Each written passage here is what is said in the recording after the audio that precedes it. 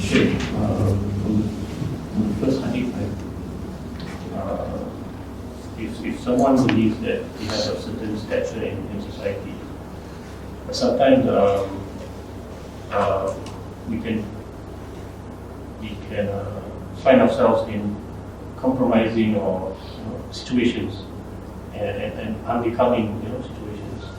Should we worry about people's perception, or we just go through it and know that it's for a good intention? Depends on the situation. So the Sharia is always the criterion. So if the thing that we end up having to do is haram or makruh, then you leave it off. Except if there's harm. Except if there's a harm to yourself, meaning your body, or to your wealth, or to the community. That's the only time we say, do what you have to do as long as it's not haram.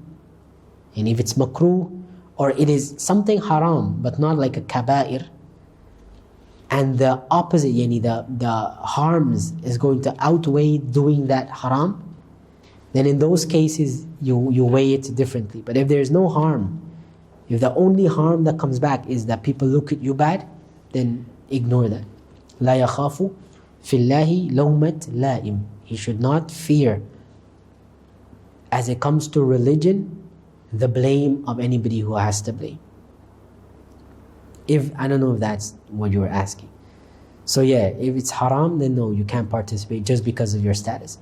But if it's not something haram or makruh, but it might be looked down upon by other people, but if you don't do it, then it also won't be befitting of your status, then in those cases you do what you have to do for your standing. Because your ar is, in Sharia we call it daf'ul ar, which is to repel unnecessary criticism, is something that the Sharia considers in many things. So people can act in a certain way in order to repel unnecessary criticism. But the Sharia is the first scale you used to judge. People have made it sound as if status doesn't matter in Sharia. The speakers have. By speakers I mean the people that hit the lecture circuit a lot. And this is not so. Status is considered in many, many things in the Sharia. Marriage, for example. Status is part of why you choose your spouse.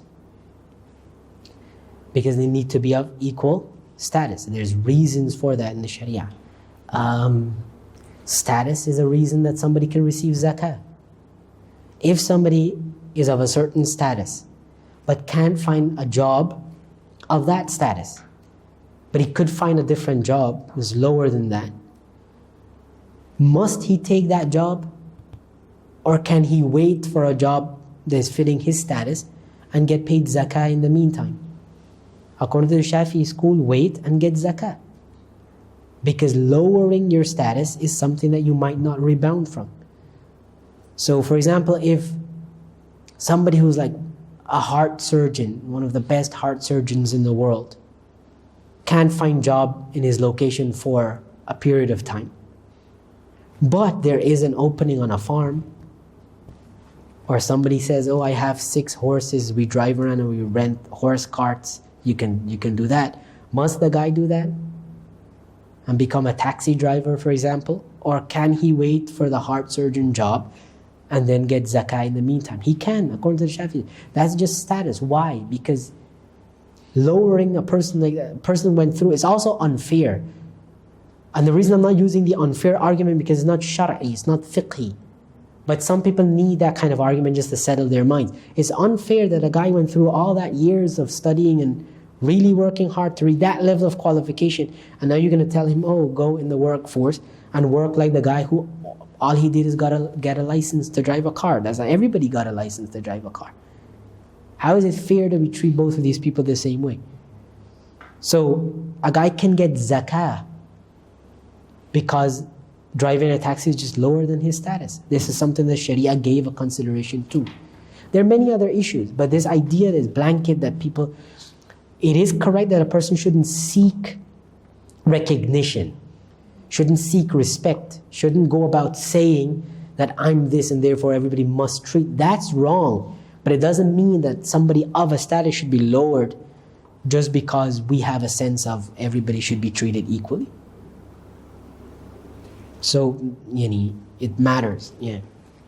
Should that also apply to those graduates who couldn't find a job and of their qualification? And would that mean that they would have to wait until, or can they choose to do some other job just for the sake of surviving? Yeah, they could choose it. But the thing is, must they? That's where the question comes in. Most of these guys would. Most people would feel bad to take zakah when I'm an able-bodied person that could drive a taxi. So they on their own would feel bad. The question is, must they? Because like now, Yeah. we have those graduates who do the delivery job, but they are very qualified. Yeah. So in that situation, No, if they choose that, that's okay. But now let's say one of them goes to the zakah authority here. And now look, I'm this and the only job I can find is being a Grab driver. Or delivering like a food panda. The only job I find is a food panda. It's like I refuse to do that and I'm signing up for zakah. Could the zakah people now turn and say, hey, no, you're a young man, go be a panda? No. That is where it becomes a problem. You can't tell them that. The qadi can't tell them that. The hakim can't force them to lower their status. That would be unfair to those people, for them to be compelled by law to lower their status. So the question is now whether, can they work a lower job? The question, must they? No, they must. It's not a wajib. But if they choose to, then alhamdulillah, that's their goodness to the community. They opted to go lower. But nobody can force them by law. Yeah. Same thing with the marriage. Somebody like a president's daughter can choose to marry a panda driver. Maybe that same panda driver. But that's halal, it's a valid marriage and all of that. But let's just say now, the panda guy shows up to propose to the president's daughter. And the president said no. Only on the basis of, well, you're a panda driver and my daughter is the first daughter. I don't know if that's how it works. But my daughter is the daughter of a president.